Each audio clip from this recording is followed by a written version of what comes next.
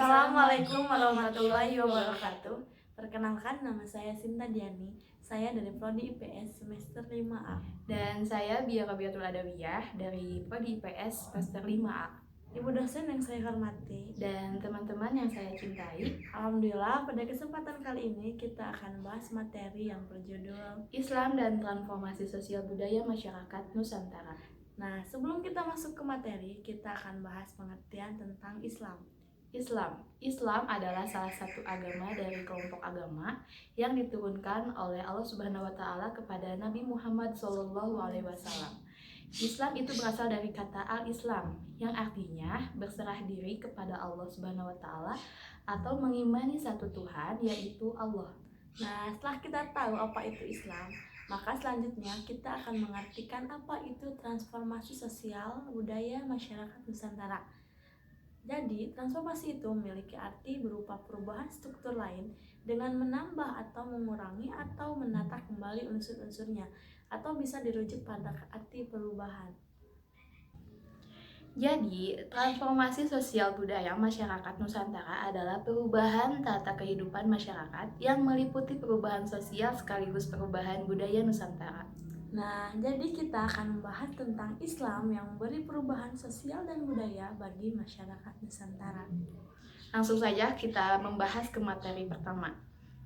Nah, sekarang kita akan membahas tentang proses-proses transformasi sosial budaya masyarakat Nusantara. Pertama, pertarungan transformasi.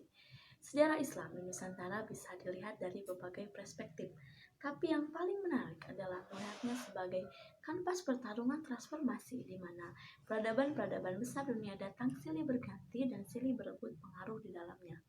Sejak awal sejarah, pengaruh India telah menancap hegemoninya berabad-abad, kemudian disusul kedatangan Cina, Islam, dan Barat yang datang untuk kepentingan politik, ekonomi, dan penyebaran agama. Maka muncullah beberapa pemenang yang produk historisnya menjadi warna Indonesia modern. Pada masa-masa awal, yaitu abad pertama hingga abad ke-13, peradaban India menancapkan akar pengaruhnya yang kuat di Nusantara dengan beberapa kerajaan besarnya seperti Sriwijaya di Sumatera, Tarumanegara, dan Pajajaran di Sunda, serta Majapahit di Jawa. Para pembawanya yang berstatus saudagar dan sufi, bukan penguasa politik, membuat watak Islamisasi bersifat damai. Tesis sufi pedagang sebagai penyebar Islam ini masuk akal karena dihubungkan dengan situasi dunia pada abad ke-13 di mana dinasti Islam sedang mengalami kemunduran dengan jatuhnya Baghdad oleh pasukan Hulagukan dari bangsa Mongol pada tahun 1925-8. Atas peranan para sufi inilah, pada masa-masa awal, Islam disebarkan di Nusantara melalui pendekatan kultural, yaitu kegiatan perdagangan, dakwah, pendidikan, seni, dan perkawinan dengan penduduk lokal. Selanjutnya adalah faktor psikososial. Menyangkut hubungan Islamisasi dengan transformasi sosial budaya, ada aspek lain yang kurang mendapat perhatian dan penekanan, yaitu faktor psikologi. Sebagai pendorong suksesnya Islamisasi di Nusantara, faktor psikologi sosial adalah fenomena di mana penduduk pribumi menghayati situasi dan menyerap lingkungan secara psikologis yang kemudian mendorong mereka melakukan sebuah keputusan penting, yaitu konversi agama kepada Islam sebagai transformasi identitas. Dalam pandangan psikososial, sejarah Nusantara bukanlah perspektif orang luar, konstruksi sejarawan atau catatan penguasa dan kelompok-kelompok dominan, melainkan sebuah perspektif pribumi. Selanjutnya adalah peranan raja dan istana. Peranan penting istana, kerajaan, dan para raja di Nusantara dalam mendorong proses Islamisasi tidaklah dilakukan. Dalam membahas Islamisasi di sepanjang rute laut dan peranan yang dimainkan para penguasa di hadapan rakyatnya, banyak sejarawan tidak bisa menghindari kenyataan betapa kuatnya peranan istana dan para raja tersebut. Selanjutnya adalah komunitas internasional. Akan keliru dan tidak lengkap bila analisis terhadap aspek-aspek konversi agama di Nusantara tidak memperhitungkan aspek-aspek jaringan global Nusantara, atau dengan kata lain hanya menekan pada pertimbangan-pertimbangan dinamika lokal dan regional semata. Situasi internasional abad ke-15 sampai abad ke-17 saat itu sangat penting dan berpengaruh mendorong penduduk pribumi menjadi muslim. Koneksi antara situasi internasional dengan saluran perdagangan negara-negara tradisional di Kepulauan Nusantara adalah faktor penjelas yang nyata. Tetapi penting dicatat di sini, bukan dalam konteks hanya sekadar perolehan praktis ekonomi, melainkan faktor psikologisnya. Nah, selanjutnya kita akan membahas tentang identitas baru. Telah dijelaskan di muka bahwa Nusantara adalah kawasan pertemuan peradaban-peradaban besar yang kemudian mendorong banyak perubahan dan perkembangan sosial politik yang terjadi di dalamnya, mempengaruhi orientasi berpikir, semangat jiwa, corak kehidupan masyarakat, dan menentukan arah perkembangan sejarah kawasan tersebut. Nah, transformasi status sosial ekonomi adalah sesuatu yang niscaya dilihat dari situasi kegiatan ekonomi dalam bentuk perdagangan yang sangat kaya di Jawa. Dalam situasi perdagangan Jawa seperti itu, para budak berubah menjadi orang penting dan para pedagang kecil menjadi saudagar besar. Selanjutnya yaitu dua level transformasi. Nusantara mengenal dua bentuk yang disebut dualisme kebudayaan, yaitu budaya keraton dan budaya populer sebagai produk budaya masa lalu. Kebudayaan masuk kategori budaya tradisional. Nah, panggung sejarah Indonesia menyaksikan transformasi Islam pada kedua level stratifikasi ini. Nyata, tetapi berbeda bentuk, pola, dan produk kebudayaan. Nah, menurut Kunto Wijoyo, pengaruh Islam pada lingkungan istana atau budaya keraton bentuk mitos dan sastra mistik dikembangkan oleh pegawai istana atau bisa disebut abdi dalam atau para raja, pujangga, dan para arsitek. Yang menarik, kata Kunto, walaupun kebudayaan keraton didominasi oleh Hinduisme atau filsafat pra-Hindu, pengaruh Islam sangat jelas dan meninggalkan jejak yang kuat. Selanjutnya yaitu haji dan transformasi masyarakat. Sebegitu jauh sudah dijelaskan tentang fenomena islamisasi dan transformasi sosial budaya yang ditimbulkannya di Nusantara selama berabad-abad hingga masa modern ini. Nah, salah satunya aktivitas perjalanan haji telah ada sejak masa-masa awal masuknya Islam di Nusantara yang hingga kini masih terus menunjukkan fungsi transformasinya yang kuat dan tak pernah berhenti. Fungsi transformatif haji begitu kuat karena ada dua aspek ini yang terdapat di dalamnya. Yang pertama sebagai kewajiban setiap individu muslim, dan yang kedua aspek internasionalisme haji, begitu. Selanjutnya yaitu pola-pola transformasi. Sejak kelahirannya, Islam memiliki karakteristik dan kekuatan utama melakukan transformasi teologis dan sosial baik di pusat kelahirannya di Mekah maupun di luar Arab Saudi ketika Islam menyebar ke berbagai bangsa. Nah, seperti yang diakui oleh H.A.R. Gibb, Islam bukanlah semata-mata sebuah sistem teologis, melainkan sebuah peradaban yang lengkap. Nah, ajaran Tauhid yang menegaskan pengakuan hanya kepada Allah Tuhan yang Maha Tunggal telah memberikan basis dan pegangan yang kuat bagi para pemeluknya untuk membebaskan diri dari kekuatan-kekuatan apapun selain Tuhan yang sejati. Doktrin pengagungan dan pemujaan hanya kepada Tuhan adalah konsepsi dasar yang paling memungkinkan terciptanya keadilan dan terbentuknya persamaan di antara sesama manusia. Implikasinya, prinsip monoteisme murni ini berfungsi sebagai kekuatan pembebas yang mengangkat harkat derajat manusia dari kesadaran rendah kepada kesadaran tinggi yang sebelumnya memberikan penghormatan, pengagungan, dan pemujaan kepada benda-benda atau pada sesama manusia atau Tuhan-Tuhan yang diciptakannya.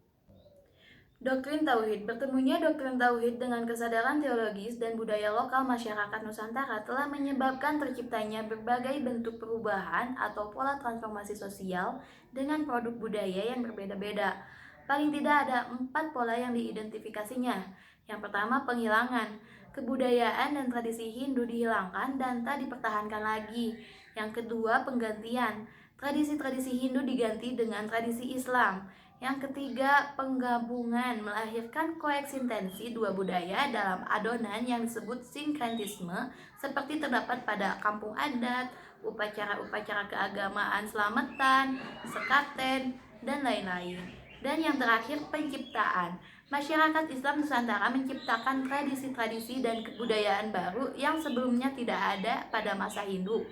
seperti ibadah haji ke Mekah, Idul Fitri yang sekarang dengan tradisi mudiknya, Idul Adha, dan Maulid Nabi. Demikian pembahasan proses-proses islamisasi dan transformasi sosial budaya di masyarakat Nusantara. Nah, terdapat beberapa proses transformasi sosial budaya di Nusantara yang perlu dicatat.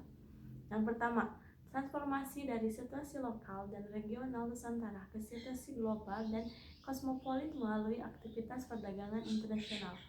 Yang kedua, transformasi berupa peningkatan status sosial dari buruh-buruh petani miskin di ladang dan pesawahan ke orang-orang kaya baru dari pekerjaan dagang dan produk barang-barang jadi. Yang ketiga, transformasi dari sentra-sentra ekonomi persawahan di daerah-daerah pedalaman kepada ekonomi maritim dan perdagangan di pelabuhan dan pantai-pantai. Dan yang terakhir, transformasi institusi dan sistem politik dari kerajaan kesultanan ketika pengaruh politik Islam meluas di Nusantara. Islam di Nusantara telah memainkan peranan itu berabad-abad yang hasilnya seperti bisa dilihat dan dirasakan kini, yaitu terciptanya integrasi keislaman dan keindonesiaan yang salah satu presentasi seremonialnya secara simbolik ditunjukkan dalam Festival Istiqlal. Alhamdulillah, pemaparan materi telah kita sampaikan. Nah, kali ini kita juga akan membahas dua contoh tentang kebudayaan Islam yang ada di Indonesia, yaitu tentang halal bihalal dan rebo kasan. Nah, sekarang saya akan menjelaskan tentang salah satu tradisi kebudayaan Islam yang ada di Indonesia, yaitu tentang halal bihalal. Makna dari halal bihalal adalah saling bermaafan di hari lebaran. Lebih tepatnya, halal bihalal adalah kegiatan silaturahmi di mana diisi dengan saling memaafkan selama hari raya Idul Fitri. Nilai yang terkandung dalam tradisi halal bihalal adalah melepaskan diri dari segala perbuatan yang tidak baik, menanamkan niat untuk melakukan hal yang lebih baik dan bermanfaat bagi orang lain, dan juga sebagai ajang silaturahmi atau komunikasi yang produktif. Nah, selanjutnya saya di sini akan membahas salah satu tradisi kebudayaan Islam di Nusantara, yaitu tradisi Rebo Wekasan. Tradisi Rebo Wekasan merupakan upacara keagamaan yang dilaksanakan dengan tujuan untuk menolak bala atau malapetaka. Tradisi ini lahir dari keyakinan masyarakat yang percaya bahwa pada hari Rabu terakhir di bulan Syafar akan turun bala atau malapetaka dari langit dengan jumlah yang banyak. Tradisi ini berlangsung secara turun-temurun di kalangan sebagian besar masyarakat Muslim Jawa, Sunda, Madura, dan lainnya. Bentuk ritual Rebo Wekasan termasuk 4 hal, yaitu yang pertama, sholat tolak bala. Yang kedua, berdoa dengan doa-doa khusus. Yang ketiga, minum air yang bisa disebut air jimat. Yang keempat, selamatan, sedekah, silaturahmi. Nah, asal-usul tradisi ini bermula dari anjuran Syekh Ahmad bin Umar Ad-Dairobi dalam kitab yang bisa disebut Muzarobat Ad-Dairobi. Dalam kitab tersebut menyebutkan bahwa salah seorang waliullah yang telah mencapai makom kasyaf mengatakan bahwa dalam setiap tahun pada Rabu terakhir bulan Syafar, Allah Subhanahu wa Ta'ala menurunkan 320.000 macam bala dalam satu malam.